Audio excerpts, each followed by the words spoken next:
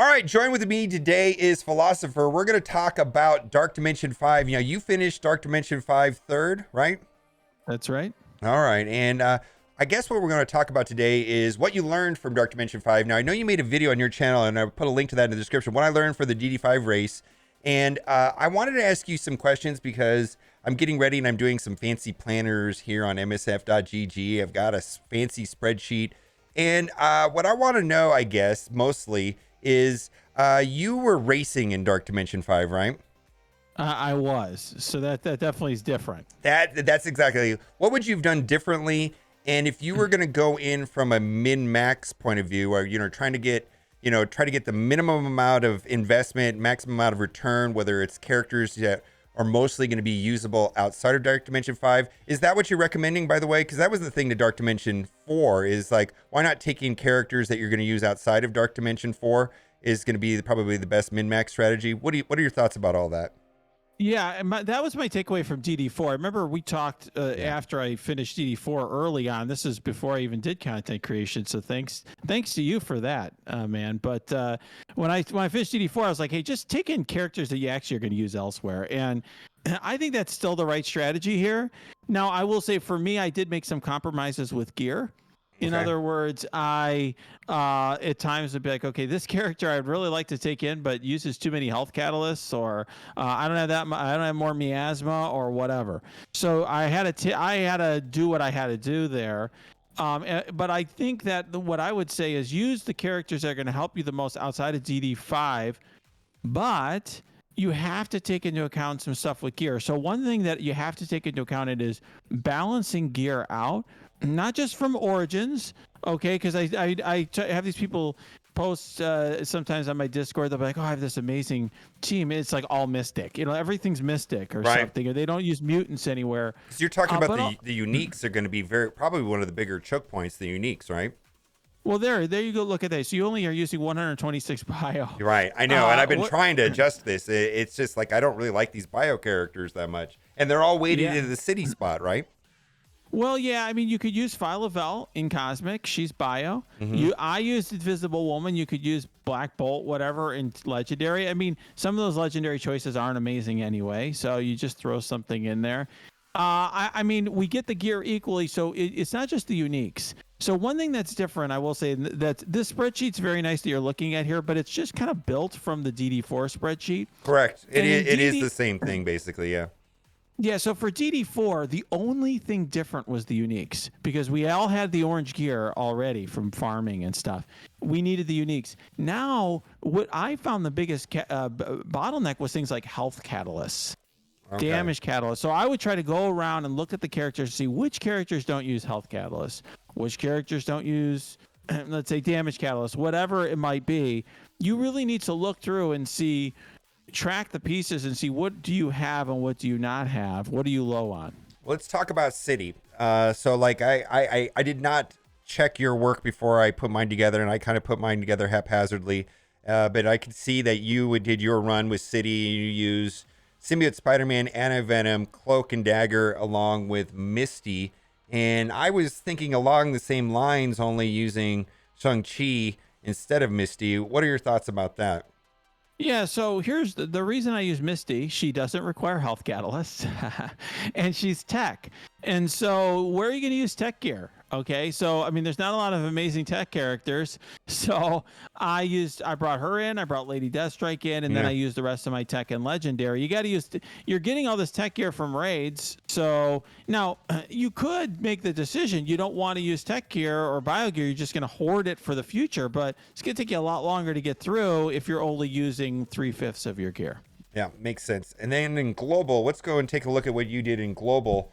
And I'm scrolling over to here right now. And your global, what are your thoughts about the global and your experience with that? Yeah, so global, I brought in the Secret Avengers, and one thing that's nice about them is they actually are low gear requirements. So that's a really nice thing. You can see what I did there.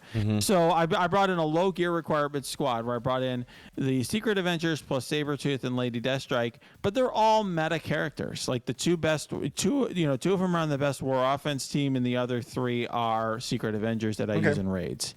Okay, so yeah, and I have this is what I was thinking is Doom, just because I figured I was going to get use out of him one way or another.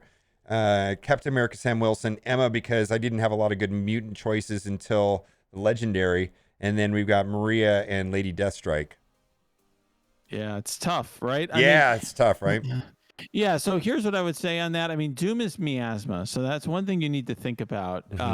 So to really, depends on how much miasma you have, because you're going to use it with Cloak. You have to decide whether you want to have Adam Warlock. So I think that's one consideration. And then regarding Emma, yeah, I think you could go. You've already. It looks like you've got 3 mutants in Legendary. I think that's the right choice.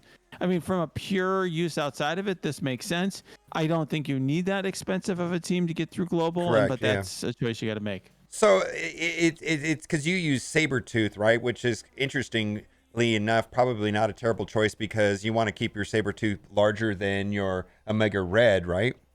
Yeah, I think it had that benefit for me, and he was a very cheap character, and it was from the Alliance War Offense team that just got released the prior patch. It's top of the meta, so it's not like it's not like a character I don't use, right? I would never do that. I wouldn't bring up Shield Trooper or something, but is a useful character. Okay, and then let's look at Cosmic here. Cosmic, you went in with Kestrel, Longshot. Boy, you love Longshot. Shatterstar. Oh, this is your second run right here, because I can see you've got Dormammu. But who was in your initial run? Moondragon. Moondragon and Phyla. Yeah, so Moondragon's a skill choice. There aren't a lot of skill choices after global, if I recall correctly. So there's not a skill legendary. So this was my remaining skill gear. Phyla Vela's bio, that makes sense. I was originally planning to bring in Longshot without Shatterstar. It's simply because he's got low gear requirements. The way I ended up with a Longshot, the DD4, was he was the new character and he's a mutant in Cosmic. If you don't have enough, if you need to use mutant gear, there's a choice. He's fairly cheap. But I brought in Shatterstar because I misclicked and equipped Adam Warlock, and once I did that, I knew that I couldn't have enough Mystic gear. I was going to bring in Deathpool instead, but I just didn't have the Mystic gear and the miasma anymore to do it. All right, and so what I was thinking, and I'm not sold on this, is Gamora, like you mentioned, skill, and then I just Kestrel. And then the 2 new Eternals, just because I'm using them in Arena right now, might as well, right? They're going to get used, right? It's like probably should take them to 16 anyways, right? Because do you think how long they're going to last? A long time, right? I think so. They just came out. They're super top of the meta, and they're kind of ridiculous, absurd, right? You just press a button and they kill everything. They're absolutely ridiculous, right? Yeah, I already brought up my Icarus to G16. I'll probably do the same with Cersei when I get I think I'm gear 14 pieces are my bottleneck there. But what I would just say here with this is, first of all, Minerva I think is not going to do very well for you, but she's tech, so I guess whatever. I don't find her useful anywhere that much either. I don't know about you, but no, that's what I want to ask you about is Minerva. I had no strong feelings about Minerva other than she was tech, and it's like, yeah, man, I got Shuri and Minerva, right, and Lady Deathstrike, and then you got a little bit there in Kestrel, a little bit there. It's just like, oh my goodness, right? Well, that's why people are like, why you bring in Misty Knight? Well, now you understand. I'm like, yeah, makes sense. It's like, at least she works on my war defense, I guess. Look, with Cosmic, that's a great team. One thing to keep in mind, I will just say, because you could tell how granular I was on this, that both Cersei and Icarus, they don't use health catalysts, but they both use a lot of damage catalysts. So that's you can see the 480 there and your fancy thing. Mine was less fancy, but you just need to really think for yourself. Look how fancy this is. I already have 409, and right there, that's going to suck up 480 of them. Yeah, I just think it's an expensive choice to go, and obviously also forecloses you from bringing Adam Warlock into Legendary. That's ultimately a choice. I mean, going all tech and mutant, I think does make some sense in Legendary. One thing I will say, and I think we haven't said this and come out and said it, but it's kind of underlying all of this, mobile gamer, is just that this is more about the gear than it is about getting through the nodes. I get people ask me all the time, like, well, what would one-shot the node? Will this do okay in the node? It doesn't matter, right? It doesn't matter. I mean, what do you get? I mean, realistically, what are you going to do? Blow through the first 3 nodes, try to one-shot them, so then you sit around and wait for more gear? So the first 3 nodes, let's say I take random 5 people into the first 3 nodes, and if I don't want to spend any cores and I'm just going to go at maybe may try hard at maybe going like 5-6 times before I save an attempt, right? How long is it? How long is it gonna take me to get through the first 3 nodes? Well, it took me, I'm looking at my notes here. So it took me 2 attacks on the first node, 6 attacks on the second, and 5 on the third. That was the night before my wedding. On 2 the, weeks. So 2 weeks worth, right? Yeah, and that was like, I wasn't trying. I mean, my point was I was literally making videos, chatting with people about it, wasn't doing the max number because I was on a rush to get through to try to catch up to the, to others. And my wedding was the next day, so I had a lot on my plate. So, Well, I mean, I'm sure you could do it in less. 2 weeks is not, once I get my first 5 together, 2 weeks is not a tremendously large amount of time to get the next 5 ready. I mean, it's going to be hurry up and wait. Yeah, absolutely. I think for most people, I mean, I talk to folks who like have barely been able to equip one piece of teal or one character, right? Yeah. So, you have to really think about that for yourself. I will say, if you don't have much teal gear at all, you may want to consider just holding on to the gear and seeing what new characters come out in the upcoming months. Yeah, well, definitely save all the gear and then equip it all at once when you're ready to go in, rather than just doing it piece by piece, which is something I've been making a mistake with because I've been really struggling with the tech. So I've been liberal with my tech pieces, like I've already pretty much fully done Kestrel and Doom already, just because of my struggles inside of the Doom 2.3. Yeah, I had people in my alliance doing that too. The problem is just you don't use them in the early nodes, and so then you're stuck getting into city because you can't bring Doom and Kestrel in there. So you have to make this time around stuff like basic catalysts, but mostly health and catalysts and damage and stuff like that. Some of the origin gear could be a real bottleneck. So you really have to think hard about applying that stuff to characters you don't need right away. And then lastly, before we wrap up the video, let's talk about the last 3 nodes, which was legendary. You win Omega Red, Adam Warlock, and then you got Doc Ock, Invisible Woman, and Shuri. Yeah, that team did very well. Really did very well for what it was. Omega Red's amazing. He's probably the best character there. I imagine most people are going to bring him anyways because his gear requirements aren't insane. And he's the newest one and a pretty crazy character. Adam Warlock did very well, which I'm not surprised by. I wouldn't have brought him in for racing purposes because his gear requirements were so high, but I was happy I brought him in the sense that he did well. I don't think it cost my run or anything, and I did what I got in whatever. I probably would have come in third anyway. And the other 3, they are actually very good characters at supporting those 2.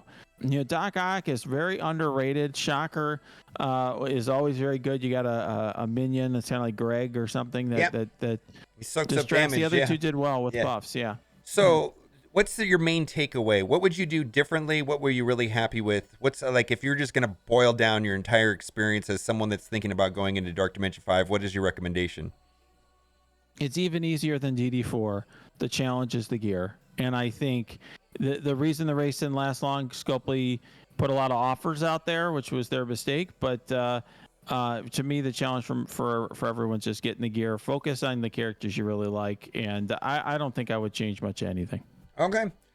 Be sure to head over to Philosopher's channel if you're not already subscribed. He's got a great video about what I learned from the DD5 race. Link to that will be in the description. Link in the description will also be to MSF.GG DD5 planner and also to the Verandius Bacon spreadsheet. All right, guys. Thanks for watching and keep on gaming.